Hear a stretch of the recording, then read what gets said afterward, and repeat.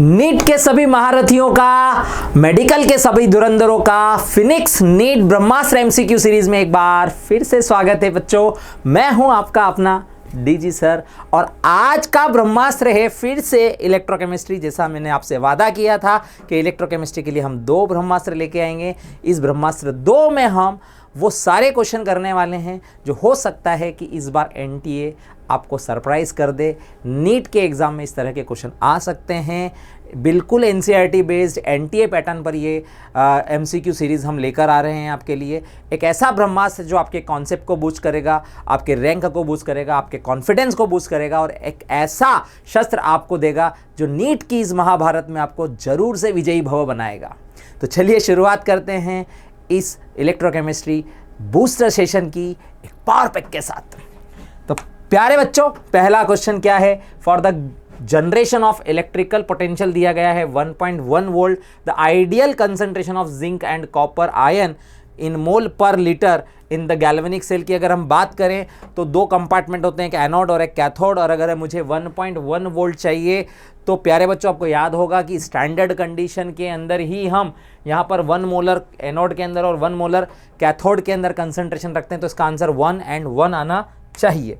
देखो यही इसी प्रकार का सेल होता है, कैथोडिक एनोडिक सेल। यहाँ पर ये एनोड की तरह काम कर रहा है, ये कैथोड की तरह काम कर रहा है और इसका जो सेल पोटेंशियल होता है वो 1.1 है। अगर मैं एक्सटर्नल पोटेंशियल 0.9 से कम कर देता हूँ, मतलब ई नॉट सेल जो है आपका एक्सटर्नल पोटेंशियल जो है वो 1.1 से कम होता है, तो जो इलेक्ट्रॉन है वो जिंक से पास होगा कॉपर की तरफ। इलेक्ट्रॉन फ्लो फ्रॉम जिंक से इलेक्ट्रोड टू कॉपर इलेक्ट्रोड की तरफ होगा। बिल्कुल सही बात है।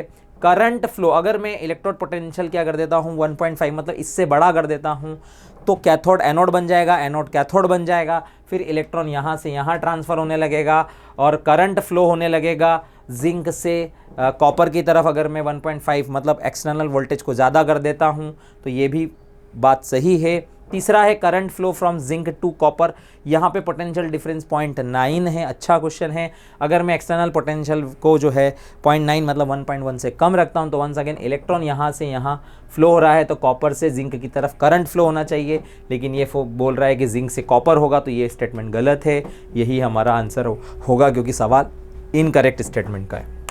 अगला है, यहाँ पर देखें एक सेल रिप्रेजेंट किया गया है। ये हमारा एनोड है, ये हमारा कैथोड है और अगर हमें सेल पोटेंशियल निकालना है, ई नॉट सेल निकालना है, ई नॉट सेल निकालना है तो हमें कैथोड माइनस एनोड करना पड़ेगा। और कैथोड हमारा हो गया 0.4 और माइनस ऑफ माइनस 0.74, तो हमारा जो आंसर है वो 0.34 पॉजिटिव में आ जाना चाहिए। नेक्स्ट क्वेश्चन है रिडक्शन पोटेंशियल। रिडक्शन पोटेंशियल मतलब हो गया 2H+ जो है वो 2 इलेक्ट्रॉन गेन कर रहा है, या हम करें कि H+ आयन जो है वो इलेक्ट्रॉन गेन कर रहा है और half of hydrogen gas form कर रहा है, ऐसा हम बना लें। तो प्यारे बच्चों, इसका जो ई सेल होगा वो बराबर -0.059 divide bye 1 log partial pressure of hydrogen divide bye concentration of H+ ion होगा। अब ये वैल्यू हमें नेगेटिव चाहिए। अगर ये नेगेटिव चाहिए मतलब ये रेशो पॉजिटिव होना चाहिए, और ये रेशो पॉजिटिव तभी होगा जब पार्शियल प्रेशर बड़ा होगा और H+ आयन का कंसंट्रेशन छोटा होगा, तो थर्ड आंसर होना चाहिए। अगला क्वेश्चन क्या है? देखो एक सेल प्रेजेंट किया गया है, ईएमएफ ऑफ द सेल। अगर इसका ईएमएफ देखें तो ये पॉजिटिव ईएमएफ आ रहा है, मतलब सेल जो है स्पॉन्टेनियसली वर्क कर रहा है, और सेल स्पॉन्टेनियसली वर्क कर रहा है मतलब हाइड्रोजन जो है वो कॉपर 2+ आयन को रिड्यूस कर रही है कॉपर में और H+ आयन में। तो इसका सेल पोटेंशियल चल रहा है 0.34। अगर इस रिएक्शन को उल्टा कर देंगे तो -0.34 हो जाएगा। तो पहला स्टेटमेंट तो सही है कि copper ion get reduced by hydrogen, ये देन H+ आयन से, तो ये तो बात सही हो गई। Hydrogen ion can not oxidise, hydrogen ion can not oxidise copper, ये रिवर्स नहीं हो सकता क्योंकि फिर -0.34 हो जाएगा, सेल नॉन स्पॉन्टेनियस हो जाएगा, तो ये नहीं हो सकता, ये नहीं हो सकता। आंसर फर्स्ट होगा। नेक्स्ट, ये कह रहा है कि 3 सॉल्यूशन है added into separate test tube ABC में बनाया गया है। XB जो है रिएक्ट कर सकता है A से भी और C से भी। ठीक है, और then the X B react with A and C, then X A does not react with any, X A जो होता है वो किसी से भी रिएक्शन नहीं करता, नो रिएक्शन, और एक्स सी जो होता है वो ए से रिएक्ट करता है। इसका मतलब बी सबसे रिएक्ट कर रहा है, तो इसका मतलब बी पावरफुल है, तो बी माइनस सबसे ज़्यादा रिएक्टिव हो जाएगा। फिर सी माइनस है क्योंकि सी ए से रिएक्ट करता है लेकिन ए किसी से भी रिएक्ट नहीं करता है, तो इसका मतलब आंसर आपका सेकंड आना चाहिए। नेक्स्ट, सेल पोटेंशियल, यहाँ पे इलेक्ट्रोड पोटेंशियल दिया गया है, तो जिसका जितना नेगेटिव पोटेंशियल होगा वो उतना ही ज़्यादा रिड्यूसिंग पावर रखेगा, तो Z की पावर सबसे ज़्यादा होगी, देन X की होगी, देन Y की होगी। This is the answer. Next देखो यहाँ पे दो सेल पोटेंशियल दिए गए हैं, तो इसमें ऑक्सीडाइजिंग पावर जो होगी, ऑक्सीडाइजिंग पावर जो होगी वो Br2 की ज़्यादा होगी I2 से। इसका मतलब क्या हुआ, Br2 can displace I minus and form Br minus and I2 release हो जाएगा, तो आंसर हमारा थर्ड होना चाहिए। नेक्स्ट देखो यहाँ पर कॉपर क्या निकालना है, ई नॉट सेल निकालना है इसके लिए, तो देखो प्यारे बच्चों कॉपर 2+ से हम कॉपर गए ऐसा मान लेते हैं, और फिर कॉपर से कॉपर, अब यहाँ पर देखो Cu2+ से Cu2+ से Cu+ के लिए 0.15 का पोटेंशियल है, और Cu+ से Cu मतलब यहाँ पर आपको 0.5 का पोटेंशियल है, और यहाँ से यहाँ निकालना है, तो इसको मैं E03 मान लेता हूँ। इक्वेशन फॉर्म करेंगे तो E03 2E03, क्योंकि 2 इलेक्ट्रॉन यहाँ पे गेन हो रहे हैं, तो 2E03 बराबर हो जाएगा E01 + E02, तो ये E0 वैल्यू आ जाएगी 0.15 + 0.5 डिवाइड बाई 2, ये आपका E03 हो जाएगा जो हमें कैलकुलेट करना है। इसे सॉल्व करेंगे तो ये 0.325 वोल्ट के आसपास आना चाहिए। नेक्स्ट, स्टैंडर्ड इलेक्ट्रोड पोटेंशियल दिया गया है। देखो अगर स्टैंडर्ड की बात करें तो जिसका रिडक्शन पोटेंशियल नेगेटिव में होगा वो एनोड हो जाएगा, मतलब हमारा सेल कुछ इस तरह से बनना चाहिए। ये हमारा सेल प्रेजेंटेशन हो गया। इसका मैं E0 सेल कैलकुलेट करना चाहता हूँ, तो मेरा कैथोड माइनस एनोड हो जाएगा, कैथोड है यहाँ पर 0.15 और एनोड हो जाएगा minus of minus 0.74, overall answer आएगा प्लस में 0.89। ऐसे सवाल आ सकते हैं नीट 2026 में, सरप्राइज नहीं होंगे हम पूरी तैयारी करके जाएंगे। ये भी क्वेश्चन अच्छा है। देखो यहाँ पर हमें कुछ कंडीशंस दी गई है, और हमें ई सेल की बात करें तो ई सेल जो होता है हमारा वो E0 cell minus 0.059 by n log Q होता है, log QC भी बोल सकते हो। तो ये वैल्यू ई सेल जो होगा हमारा वो प्यारे बच्चों हो जाएगा 1.67, जो कि ये दिया गया है, माइनस 0.059 डिवाइड बाय 4। ये 4 कहाँ से आया, देखो आयरन जो है ऑक्सीडाइज हो रहा है 2+ में, ऐसे 2 आयरन है तो टोटल 4 इलेक्ट्रॉन इन्वॉल्व है रिएक्शन के अंदर, log concentration of Fe2+ ion का square divided by partial pressure of oxygen और H+ आयन की पावर 4। वो कैसे आ रहा है, देखो ये हो गया Fe2+ आयन, ये H+ आयन, ये O2, तो QC रिप्रेजेंट कर देंगे कुछ इस तरह से। प्यारे बच्चों 1.67 माइनस 0.06 ले लेते हैं इसको 4 लॉग, इसका वैल्यू 10⁻³ गिवन है, स्क्वायर डिवाइड बाय इसको मैं लिख सकता हूँ 10⁻⁻1। देखो पार्शियल प्रेशर दिया है O2 का, और H+ आयन हो जाएगा pH की वैल्यू 3 है तो 10⁻³ 10⁻³ का की power 4।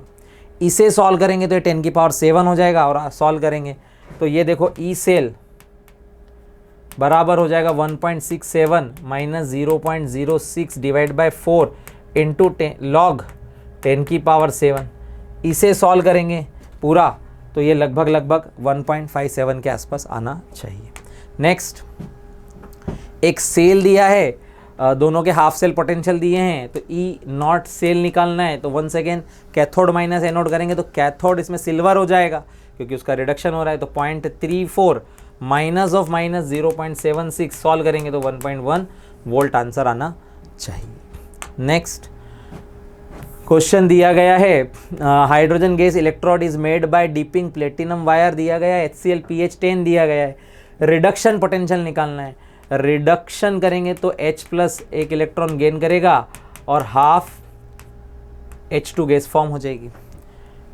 E cell reduction potential निकालेंगे तो -0.059 divide bye 1 log H plus ion का रिडक्शन ही हुआ, राइट, रिडक्शन हो गया, तो partial pressure of H2,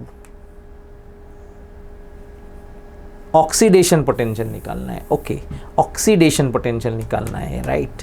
H2 से हम जा रहे हैं हाफ H2 से H प्लस आयन ऑक्सीडाइज हो गया और एक इलेक्ट्रॉन, उल्टा करना पड़ेगा। तो ई सेल, अब ई नॉट सेल तो ज़ीरो ही होता है, तो 0 माइनस 0.05 ने नंस्ट इक्वेशन रखेंगे, divide by 1 log H plus ion divide by partial pressure of H2 की पावर 1/2। ये वैल्यू हो गई 10 की पावर -10, क्योंकि ये 10 है, तो ये हो जाएगा -0.059 डिवाइड बाय 1 लॉग 10 की पावर -10। ये -10 आगे आएगा तो ये वैल्यू 0.59 हो जाएगी। Next, equilibrium constant for the, तो माइनस, देखो डेल्टा G नॉट बराबर होता है -2.303 RT लॉग K, और ये बराबर होता है -NF E नॉट। तो ये दोनों माइनस से माइनस कैंसिल कर देंगे हम, -NF E नॉट।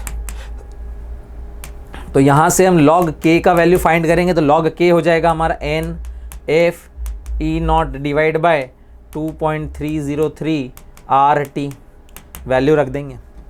N का वैल्यू निकालेंगे यहाँ पे तो 2 आएगा, F का वैल्यू 96500 हो जाएगा, E नॉट जो है वो 1.1 है, डिवाइडेड बाय 2.303 8.314 और टेम्परेचर 298। ये सारी वैल्यू हम कैलकुलेट करेंगे तो ये 0.2 समथिंग, ये एग्जैक्टली लॉग K की वैल्यू निकालनी है। तो ये वैल्यू निकालेंगे ना, तो ये लॉग K बराबर आई होप 37.20 समथिंग कुछ आएगा, और इसका एंटी लॉग लेंगे हम तो K का वैल्यू, इसका एंटी लॉग लेंगे तो 1.8 इंटू 10 की पावर 37 समथिंग कुछ आएगा। तो इसे हम अप्रॉक्सीमेट 2 इंटू 10 की पावर 37 के आसपास ले सकते हैं। नेक्स्ट, इक्विलिब्रियम कांस्टेंट निकालना है, तो वन सेकेंड देखो, log K बराबर हो जाएगा NFE नॉट बाय 2.303 RT के बराबर। तो सबसे पहले मुझे यहाँ E नॉट कैलकुलेट करना पड़ेगा। तो देखो E नॉट कैलकुलेट करने के लिए ये तो हो गया हमारा एनोड और ये हो गया हमारा कैथोड। तो एनोड माइनस कैथोड के लिए cell potential, half cell potential चाहिए। तो देखो Cu प्लस से Cu2 प्लस, Cu प्लस से Cu2 प्लस हमें दिख नहीं रहा है, तो हमें वो फाइंड करना पड़ेगा पहले। देखो Cu2 प्लस से Cu प्लस और फिर Cu, तो Cu प्लस से Cu, Cu प्लस से Cu ये तो हो गया 0.6, और Cu2 प्लस से Cu ये हो गया 0.41, और ये मुझे निकालना है तो मैं इसको E01 ले लेता हूँ। तो 2 इंटू 0.41 मतलब 20 इंटू 2 टाइम्स इलेक्ट्रॉन है यहाँ पर, बराबर हो जाएगा E01 प्लस 0.6। तो E01 की वैल्यू आएगी 0.22, राइट, ये वैल्यू मिल गई। अब देखो Cu प्लस से Cu2 प्लस, Cu प्लस से Cu2 प्लस मतलब ये 0.22, ये हो गया आपका ऑक्सीडेशन मतलब एनोड। तो कैथोड माइनस एनोड, तो E नॉट सेल जो गिवन रिएक्शन है उसके लिए E नॉट सेल निकालेंगे। कैथोड, कैथोड का वैल्यू है 0.6 माइनस एनोड हो गया 0.22, वैल्यू हो गई 0.38।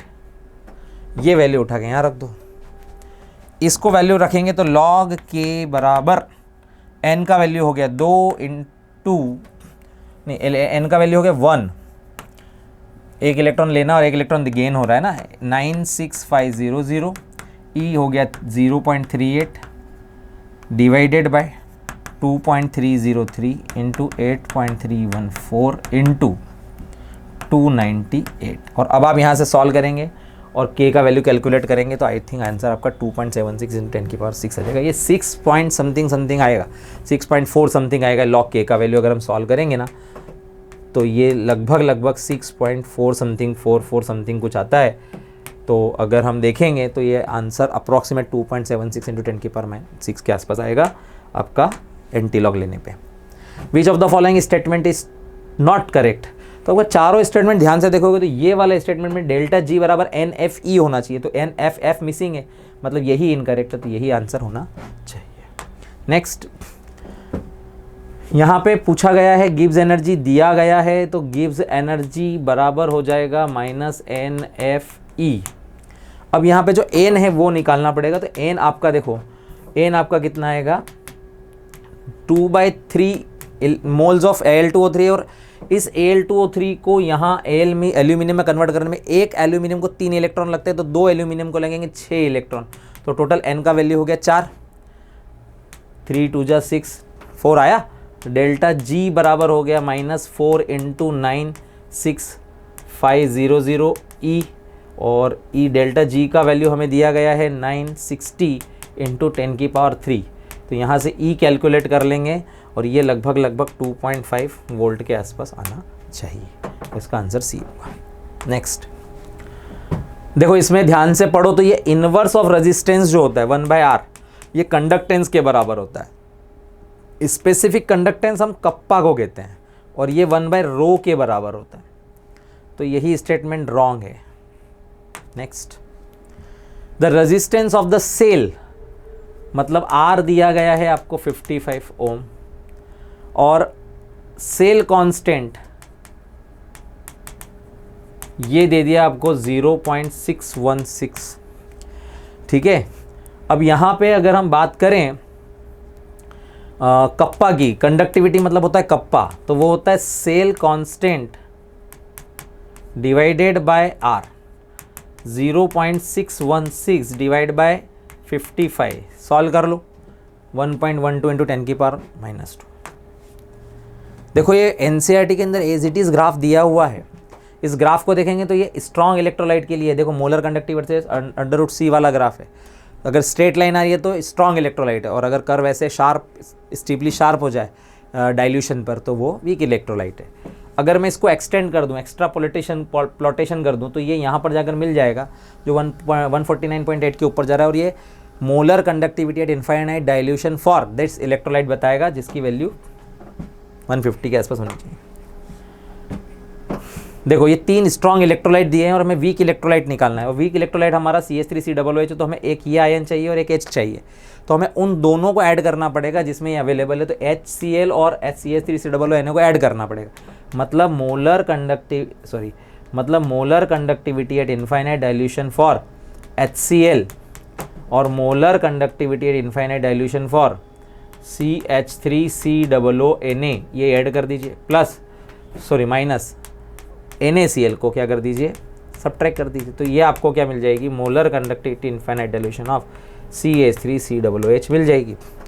इसका वैल्यू आपका 425.9 है, इसका वैल्यू 91 है, माइनस करना है आपको 126.4, ये लगभग आपकी 390 के आसपास आना चाहिए। अगला क्वेश्चन क्या है, molar conductance of 0.1 molar aqueous solution of ammonium hydroxide दिया गया है, और अल्फा आयनाइजेशन निकालनी, तो अल्फा बराबर होता है molar conductivity divide by molar conductivity eight infinite dilution. इसको सॉल्व कर लेंगे प्यारे बच्चों, तो ये आ जाएगी 9.54 डिवाइड बाय 238, ये लगभग आएगा 0.04008। इसको 100 से मल्टीप्लाई कर देंगे तो परसेंटेज में आंसर आ जाएगा C। अगला देखते हैं, एक इलेक्ट्रोलाइटिक सेल है, 50 ग्राम एल्यूमिनियम है, तो देखो मास बाय इक्विवेलेंट मास बराबर होता है I × T डिवाइडेड बाय 96500,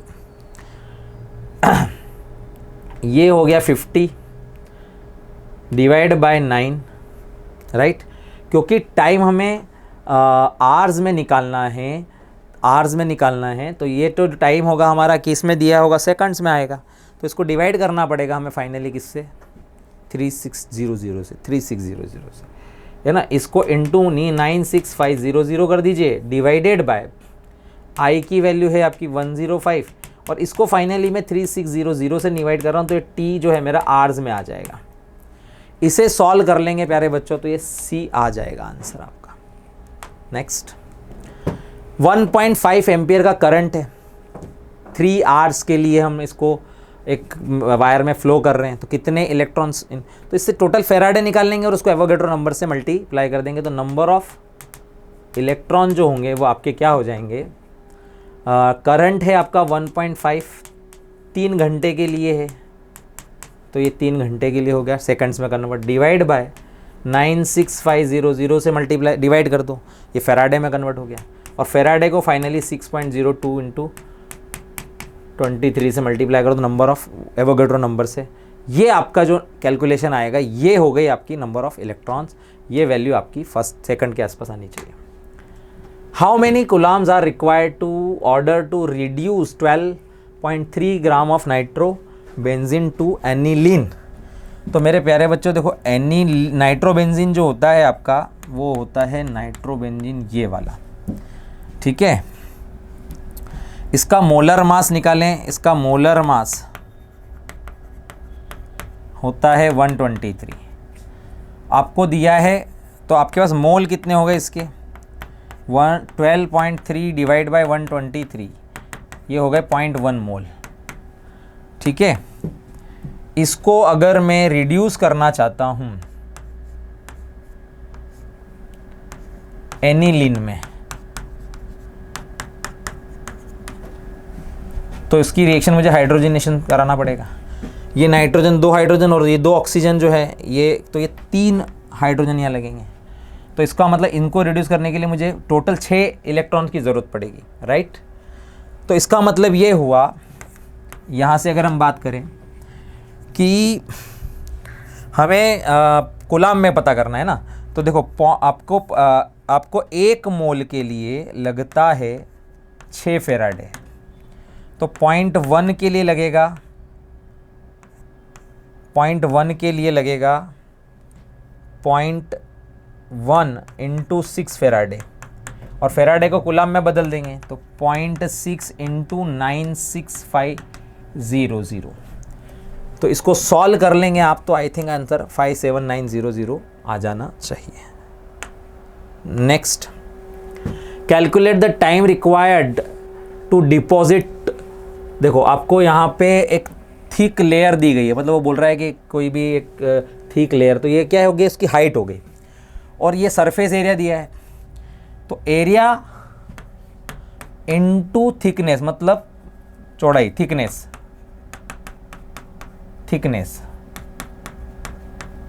ये हो जाएगा वॉल्यूम, ठीक है। और मास जो होता है वो होता है वॉल्यूम इनटू डेंसिटी, तो इतना मास हम जो है डिपॉजिट कर रहे हैं, तो वॉल्यूम कितना, ये हो जाएगा 2 इंटू 10⁻³ थिकनेस 100 सेंटीमीटर क्यूब हो गई इसकी सरफेस एरिया, और डेंसिटी सेंटीमीटर क्यूब में ये तो 1.05, ये हो गई आपकी मास। ये हो गया हमारा टोटल मास जो हमें डिपॉजिट करना है। बाय पासिंग करंट भी दे दिया है और हमें टाइम पता करना है, तो देखो, और सिल्वर दिया है ना, सिल्वर की लेयर है, तो देखो मास बाय इक्विवेलेंट मास बराबर होता है I into T divided bye, क्योंकि टाइम सेकंड में ही निकालना है, इंटू डिवाइडेड बाय 96500। तो मास तो हो गया देखो 2 इंटू 10⁻³ इसको हटा देते 10⁻⁻1 बचेगा, into 1.05 divided by E, equivalent mass होता है 108 सिल्वर का, बराबर आई हो गया हमारे पास, आई कितना दिया है, 10 एम्पियर दिया है, okay good, 10 ampere into time हमें पता करना है, इंटू 96500। अब यहाँ से आप कैलकुलेट कर लो टाइम, तो आई थिंक ये 18.7 समथिंग कुछ आंसर आना चाहिए। Next, same amount of electricity is passed through the solution of HCl and, दो अगर सेम अमाउंट की इलेक्ट्रिसिटी पास कर रहे हो, मतलब इक्विवेलेंट ऑफ इलेक्ट्रिसिटी सेम है, तो डिपॉजिट मास भी सेम इक्विवेलेंट में होना चाहिए। तो मास ऑफ जो आपका लिबरेटेड हाइड्रोजन है उसकी mass divided by mass of copper equal to हो जाएगा equivalent mass of hydrogen divide by equivalent mass of copper. तो मास ऑफ हाइड्रोजन हमें पता करना है, मास ऑफ कॉपर आपके पास दिया गया है 6.35, ये हो गया 1 डिवाइडेड बाय 63.5, सॉल्व कर लेंगे तो मास ऑफ हाइड्रोजन जो है वो आएगा 0.1 ग्राम, तो 0.1 ग्राम। नेक्स्ट, 10 फेराडे की इलेक्ट्रिसिटी पास कर रहे हो आप solution silver nitrate, copper sulphate और फेरिक क्लोराइड से। The amount of metal deposited, देखो अगर हम बात करें सिल्वर नाइट्रेट, तो सिल्वर नाइट्रेट में Ag प्लस है, इसको डिपॉजिट करने के लिए 1 फेराडे चाहिए, राइट। तो अभी हमारे पास देखो 1 फेराडे से हमारे पास 108 ग्राम डिपॉजिट होता है, तो 10 फेराडे से हो जाना चाहिए 1080 मतलब ये तो आ गया सिल्वर का। सेकंड हो गया कॉपर के लिए। कॉपर के लिए देखें तो कॉपर 2+ के लिए 2 फेराडे की इलेक्ट्रिसिटी लगेगी, मतलब 2 फेराडे में आप 63.5 डिपॉजिट कर पाओगे। तो 10 फेराडे में 63.5 इंटू 10 डिवाइडेड बाय 5, सॉरी 2 मतलब उसका 5 टाइम हो जाएगा, मतलब इस वैल्यू का 5 टाइम हो जाएगा। तो लगभग 317 के समथिंग आएगा, ये 317.5 ग्राम के आसपास। नेक्स्ट, आयरन के लिए अगर फेरिक क्लोराइड है तो Fe3+ को 3 इलेक्ट्रॉन देना पड़ेंगे, जिससे ये Fe में कन्वर्ट होगा। तो इसका मतलब 3 फेराडे से आप 56 ग्राम डिपॉजिट कर पाओगे। तो 10 फेराडे से 10 इंटू 56 डिवाइड बाय 3 कर पाओगे, मतलब लगभग 186.7 ग्राम। तो आंसर आपका थर्ड होना चाहिए। नेक्स्ट, ड्यूरिंग द रस्टिंग, देखो जब रस्टिंग होती है आयरन की, तो जो आयरन की सरफेस होती है वो ऑक्सीडाइज होती है Fe2+ में। तो आयरन की जो सरफेस है वो एनोड की तरह काम कर रही होती है, और ऑक्सीजन गैस और हाइड्रोजन जो होता है पानी, वो इसको ऑक्सीडाइज कर रहा है, तो ये कैथोड की तरह काम करता है। तो metal act as a cathode, ये गलत बात है। Hydrogen ion act as an anode, ये गलत बात है। फॉर्मूला जो होता है इसका वो होता है Fe2O3.XH2, तो ये भी गलत बात है। हाँ, Fe+O2+H+ ये लेकर ऑक्सीडाइज हो जाती है और पानी बनता है, तो ये सही बात है। नेक्स्ट, स्टैंडर्ड इलेक्ट्रोड पोटेंशियल आपको इसका और इसका दिया गया है। इस कैलकुलेट द सेल पोटेंशियल निकालना है। तो देखो जिसका नेगेटिव वैल्यू होता है वो हो जाएगा एनोड, और जिसका पॉजिटिव आएगा वो हो जाएगा कैथोड। तो E0 सेल निकालना है यहाँ पर, तो 1.23 माइनस ऑफ -0.44 सॉल्व करेंगे तो 1.67 आ जाएगा। अगला सवाल देखते हैं। What happen when opposite voltage applied to the galvanic cell पे अगर अपोजिट वोल्टेज अप्लाई कर दें, 1.1 वोल्ट का ही अपोजिट वोल्टेज अप्लाई कर दें, तो डेनियल सेल या गैल्वेनिक सेल का वोल्टेज ही 1.1 है और उसके अपोजिट उतना ही वोल्टेज लगा दें, मतलब एक्सटर्नल सेल पोटेंशियल जो है आपका वो बराबर हो गया है एक्सटर्नल पोटेंशियल के यहाँ पे।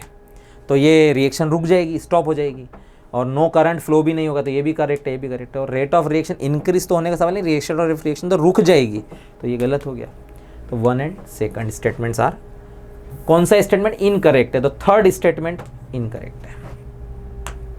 Next, consider the following statement, lower the electrode more will be the reducing power. बिल्कुल सही बात है। इलेक्ट्रोड पोटेंशियल अगर नेगेटिव है तो hydrogen gas is more stable, ये भी सही बात है। तभी तो हाइड्रोजन गैस लिबरेट करता है जिसका नेगेटिव रिडक्शन पोटेंशियल होता है। लिथियम हैज़ द, अगर हम इलेक्ट्रोकेमिकल सीरीज की बात करें तो इलेक्ट्रोड पोटेंशियल लिथियम का सबसे लोएस्ट होता है और हाईएस्ट फ्लोरीन का होता है। और lithium ion has the weakest, lithium ion जो होता है वो वीकेस्ट ऑक्सीडाइजिंग हो जाएगा, और लिथियम मेटल जो होगी वो स्ट्रॉन्गेस्ट रिड्यूसिंग एजेंट हो जाएगी। तो ये भी करेक्ट बात। तो 1 2 3 4 ऑल आर करेक्ट। नेक्स्ट, अगला बढ़ते हैं। ड्राई सेल जो होता है मॉइस्ट पेस्ट, ड्राई सेल जो होता है उसके अंदर एग्जैक्टली हम कार्बन का इलेक्ट्रोड और जिंक का शेल लेते हैं, और उसके अंदर जो पेस्ट होता है वो अमोनियम क्लोराइड और जिंक क्लोराइड का ही होता है। तो बिल्कुल करेक्ट बात है। लेक्लांस शेल जो होता है उसमें अमोनियम क्लोराइड जो होती है वो अमोनिया गैस में कन्वर्ट होने लगती है, ये भी सही बात है। और ये जो मरकरी सेल होता है, ये मरकरी सेल के अंदर जिंक अमलगम लिया जाता है, जिंक अमलगम, और HgO लिया जाता है, और जो इलेक्ट्रोलाइट होते हैं वो Zn और KOH का ही होता है। तो ये भी करेक्ट बात है। तो तीनों स्टेटमेंट करेक्ट है ये। Next, electrode potential of this दिया गया है। देखो इसके वर्सेस इसका, तो इसको उल्टा लिखना पड़ेगा आपको। तो ये क्या हो जाएगा, देखो E0 सेल बराबर सॉरी ई सेल बराबर ई नॉट सेल, माइनस की जगह इसको प्लस कर दो तो ये हो जाएगा 0.059 डिवाइड बाई 2 और ये ऊपर चला जाएगा log mg2 प्लस, ऐसा आ जाएगा। तो देखो ये पॉजिटिव हो गया तो, और ये स्लोप हो गया इसका, तो स्लोप पॉजिटिव है सबसे पहली बात। और दूसरा ये इंटरसेप्ट है, वो इंटरसेप्ट भी होना चाहिए नॉट सेल यहाँ पे, है ना। और तो सीधी सीधी सी बात है कि ये आंसर होना चाहिए। देखो ये इसका स्लोप भी पॉजिटिव है और ये इंटरसेप्ट भी हो गया, आंसर फर्स्ट नहीं हो सकता, फर्स्ट में इंटरसेप्ट 0 हो रहा है। Next, which of the following statement is correct, कौन सा स्टेटमेंट करेक्ट है। देखो ई सेल जो होता है ना, वो फिक्स होता है, वो क्वांटिटी पे डिपेंड नहीं करता है, तो ये इंटेंसिव है। लेकिन डेल्टा जी जो होता है वो एक एनर्जी का फॉर्म है, वो एक एक्सटेंसिव प्रॉपर्टी होती है क्योंकि एनर्जी क्वांटिटी डिपेंडेंट होती है। तो E cell is an intensive property while real region is extensive property. Third, next, in the electrolysis of aqueous sodium chloride solution which of the half cell reaction will occur at anode। Anode पे oxidation होता है, simple बात है। तो देखो यहाँ पर ये तो रिड्यूस हो रहा है, ये तो हो नहीं सकता। यहाँ पर ये -2 से 0, लेकिन क्या होता है देखो, जो ओवर वोल्टेज की कंडीशन होती है उसकी वजह से क्लोरीन गैस जो होती है वो क्या होने लगती है, लिबरेट होने लगती है। जब हम ब्राइन सॉल्यूशन का क्या करते हैं, ऑक्सीडेशन रिडक्शन करवाते हैं, इलेक्ट्रोलिसिस करवाते हैं, तो फिर जो है, और हाइड्रोजन तो जो है यहाँ पे हाइड्रोजन का तो रिडक्शन हो रहा है, तो ये तो हो ही नहीं सकता था, या तो ये बी होता है या तो सी डी होता, तो आंसर तो डी आएगा क्योंकि क्लोरीन जो है वो लिबरेट होती है। नेक्स्ट, लेड स्टोरेज बैटरी पे काफ़ी क्वेश्चन आते रहते हैं और ये बात कर रहा है चार्जिंग की। तो जब चार्जिंग हो रही होती है तो वो जो PbSO4 होता है वो Pb + PbO2 में कन्वर्ट होता है, जिसमें ये Pb2+ आयन जो है ये रिड्यूस हो रहा है ना, और ये एनोड पे रिड्यूस हो रहा होता है यहाँ पे, यही चार्जिंग के समय में। तो ये आंसर होगा first. For some of the half cell reactions are given below, कुछ हाफ सेल्स रिएक्शन दी गई हैं और पूछा गया है। देखो यहाँ पे ध्यान से देखो, देखो सब सिंपल सी अगर स्टेटमेंट पढ़ोगे तो भी आप कन्फ्यूज़न से दूर हो पाओगे। देखो कोई बड़ी बात नहीं। डाइल्यूट सल्फ्यूरिक एसिड की अगर बात करें तो डाइल्यूट सल्फ्यूरिक एसिड जब पानी में होता है तो पानी का ही इलेक्ट्रोलिसिस होता है, और पानी का इलेक्ट्रोलिसिस में H+ आयन का जो होता है रिडक्शन होता है, और OH- आयन मतलब ऑक्सीजन का, ये जो है हाइड्रोजन में कन्वर्ट होता है और ये ऑक्सीजन में कन्वर्ट होता है। तो in dilute sulphuric acid solution hydrogen will be reduced at cathode, ये तो सही बात है। In concentrated sulphuric acid solution water will be oxidise at anode, concentrated में वाटर का ऑक्सीडेशन नहीं होता है। In dilute sulphuric acid solution water will be oxidise, water will be oxidise होता है ऑक्सीजन गैस में। ये भी करेक्ट बात है, दो स्टेटमेंट करेक्ट हो गए इसमें, A and C. In dilute sulphuric acid sulphate ion का ऑक्सीडेशन नहीं होता। चलो चेंज होता है, आगे बढ़ते हैं। तो यहाँ बहुत सारे स्टेटमेंट दिए हैं, ये कुछ कहानी लिखी गई है और इसी के बेसिस पे अपने को देखना है कि क्या गलत है क्या सही है। तो देखो सबसे पहले यहाँ फ्लोरीन की बात करें तो फ्लोरीन का ऑक्सीडेशन रिडक्शन पोटेंशियल जो दिया गया है यहाँ पे, रिडक्शन पोटेंशियल वो सबसे ज़्यादा आ रहा है। तो फ्लोरीन जो होता है वो नॉन मेटल है which is the best oxidizing agent, मतलब F2 का थर्ड आना चाहिए। तो F2 मतलब A का थर्ड होना चाहिए, तो A का थर्ड हो गया भैया, A का थर्ड हो गया। फिर B के पास चलते हैं तो लिथियम जो है वो एक मेटल है और स्ट्रॉन्ग रिड्यूसिंग एजेंट होना चाहिए, तो B का फर्स्ट होना चाहिए, B का फर्स्ट हो गया। फिर C पे आ जाओ तो C जो है और ये जो गोल्ड मेटल है, मेटल आयन है एक्चुअली में, तो metal ion which has the weakest oxidizing agent, ये तो लिथियम आयन ही होना चाहिए। तो उसके अलावा ये metal ion which is the oxidizing agent metal, और 7th होना चाहिए इसका, C7।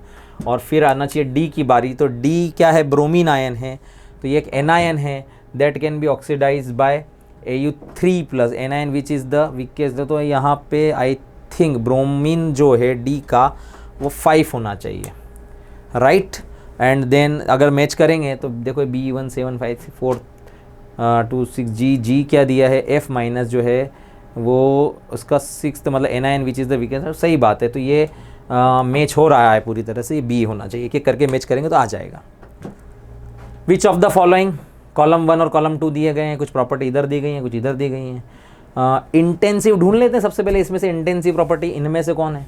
ई नॉट सेल ही इंटेंसिव है, तो बी का तो फर्स्ट होना चाहिए, बी का फर्स्ट हो गया। और मोलर कंडक्टिविटी जो होती है कप्पा जो होती है वो depend on the number of, ये हो गया सी का सेकंड हो गया, सी का सेकंड हो गया। डी जो है ये एक्सटेंसिव प्रॉपर्टी है तो इसका थर्ड हो गया। और ये इंक्रीज विथ डाइल्यूशन, ये भी हो गई। तो 4 1 4 1 2 3 4 1 2 3 ये आंसर होना चाहिए। Next, okay, given below are the half cell reactions हैं, ठीक है। और एक रिएक्शन यहाँ दी गई है, ठीक है। तो ई नॉट सेल इस रिएक्शन का क्या होगा, तो देखो ध्यान से देखो, तो ये रिड्यूस हो रहा है, मतलब ये हो गया कैथोड और ये ऑक्सीडाइज हो रहा है, ये हो गया एनोड। अगर हमारे पास ये दोनों कैथोड और एनोड की वैल्यू हो तो हम डायरेक्ट निकाल लेंगे। तो Mn2 प्लस से Mn है क्या हमारे पास, Mn2 प्लस से Mn है 1.4, ये Mn3 प्लस से Mn2 प्लस भी है हमारे पास। तो हमारे पास होना चाहिए ई नॉट सेल कैथोड, कैथोड यहाँ पर हो गया 1.18 minus of cathode minus anode 1.51, ये भी माइनस में और ये माइनस ऑफ 1.51, टोटल मिला के हो गया माइनस ऑफ 2.69। तो वैल्यू ना माइनस में आ गई, मतलब एक नॉन स्पॉन्टेनियस रिएक्शन है, तो रिएक्शन अकर्स नहीं होगी, will not occur, -6.9 and reaction will not occur. क्यों नहीं होगी रिएक्शन, क्योंकि नॉन स्पॉन्टेनियस है, क्योंकि सेल पोटेंशियल आपका नेगेटिव आ रहा है। चलो आगे बढ़ते हैं। Electrochemical cell shown is a concentration cell दिया गया है, ठीक है, ओके, कहानी पढ़ो आगे। और ईएमएफ ऑफ द सेल दिया गया है आपका 0.059, डेल्टा जी आपको निकालना है for the given cell is, तो भैया डेल्टा जी जो होता है वो होता है -NFE। तो ठीक है भैया, डेल्टा जी बराबर माइनस एन का वैल्यू रख दीजिए 2, एफ का वैल्यू हो गया 96500, ई सेल का हो गया 0.059, और इसे डिवाइड आप फाइनली 1000 से इसलिए कर देंगे क्योंकि हमें किलो जूल में चाहिए आंसर, है ना, किलो जूल पर मोल में चाहिए, तो 1000 से डिवाइड जरूर कर दें। फाइनली इसे कैलकुलेट कर लें तो प्यारे बच्चों 11.4 आ जाएगा आंसर। चलो आगे बढ़ते हैं। 4 पोटेंशियल दिए गए, जिंक, निकिल, आयरन एंड, ठीक है 3, और ये कौन किसको respectively the reaction will be spontaneous कौन सी होगी। तो अगर मैं इसको अरेंज करूं तो जिंक जो है वो सबसे ज़्यादा पावरफुल रिड्यूसिंग एजेंट है, देखो क्योंकि ये -0.76 है। उसके बाद तीसरे नंबर पे है आयरन वाला, और फिर आ गया निकिल। तो जिंक जो है वो इन दोनों के आयन को रिड्यूस कर सकता है। तो जहां भी जिंक, मतलब ये रिएक्शन में X जो है वो जिंक होना चाहिए, और जिंक के साथ यहां चाहे तो हम निकिल रख दो Y2 प्लस की जगह, मतलब यहाँ Ni2 प्लस भी रख सकते हो, ये भी पॉसिबल है। और जिंक के साथ अगर हम Fe2 प्लस रख दें तो भी पॉसिबल है, और अगर हम यहाँ Fe रख दें और इसके साथ Ni2 प्लस रख दें तो भी पॉसिबल है। तो हमारा ये वाला हिस्सा, मतलब ये X होना चाहिए और ये Y होना चाहिए। तो X निकिल तो कभी भी नहीं चलेगा, X निकिल नहीं चलेगा, X आयरन चल सकता है लेकिन उसके साथ जिंक नहीं चलेगा, और ये हो गया D, बिल्कुल सही। चलो next, mercury cell does not gives steady potential. अगर हम मरकरी सेल की बात करें तो उसमें होता है जिंक अमलगम प्लस HgO, और ये बनाता है ZnO प्लस मरकरी लिक्विड, और इसमें कोई भी आयन नहीं होता है, ये इसमें सॉलिड और सॉलिड्स और लिक्विड्स ही होते हैं। तो सेल पोटेंशियल जो होता है मरकरी का, cell potential not give steady, नहीं, स्टडी होता है, फिक्स होता है थ्रू आउट द लाइफ, क्योंकि आयन ही नहीं है। तो ये तो रॉन्ग है। In the half cell reaction ions are not involve in solution in cell reaction, ये तो करेक्ट है। मतलब assertion is correct, reason is not correct. Assertion is correct but reason is not correct, नहीं उल्टा बोल रहा हूँ मैं। Assertion is not correct but assertion in, तो इसका आंसर होना चाहिए, यहाँ पे 4 में 5 में ऑप्शन नहीं है, एक ऑप्शन नया बनाना पड़ेगा हमें। Assertion is incorrect, assertion is incorrect and assertion is incorrect but reason is correct, ऐसा हमें ऑप्शन देखना पड़ेगा, ये ऑप्शन मैच नहीं हो रहा है यहाँ पे।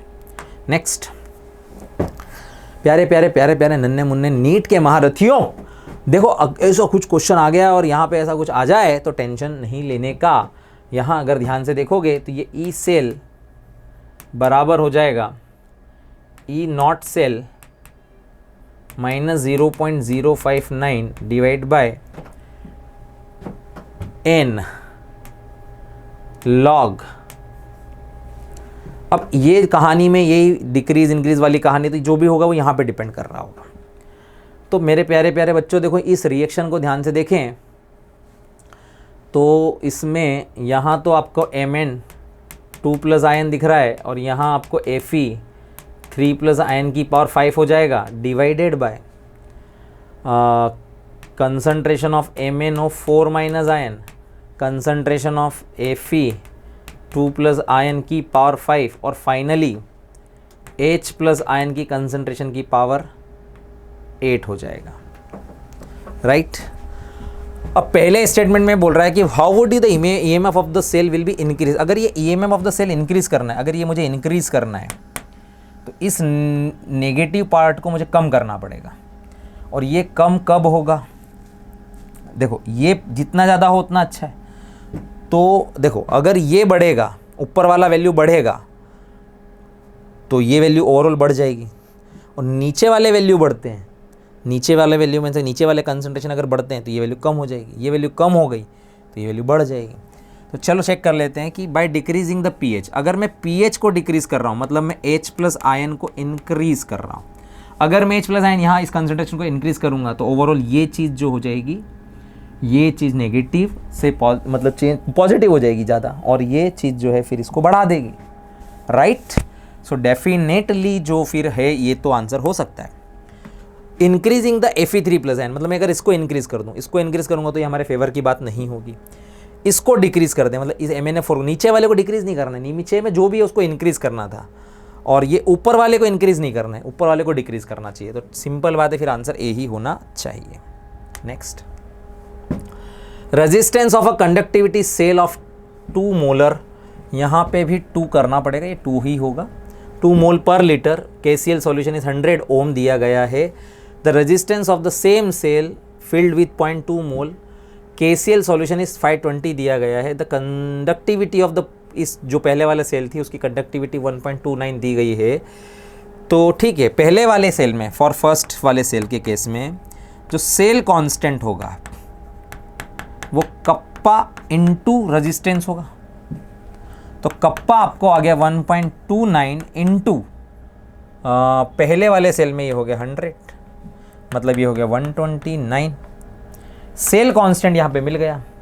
सेकंड केस में हम कप्पा निकाल लेंगे, कप्पा बराबर होता है cell constant divided by resistance. तो सेल कांस्टेंट हो गया 129 डिवाइड बाय रेजिस्टेंस हो गया 520, राइट। ये वैल्यू कप्पा की आ गई। अब मोलर कंडक्टिविटी जो होती है वो होती है आपकी कप्पा डिवाइडेड बाय कंसंट्रेशन, मतलब मोलारिटी, कंसंट्रेशन रखना है एक्चुअली में, कंसंट्रेशन।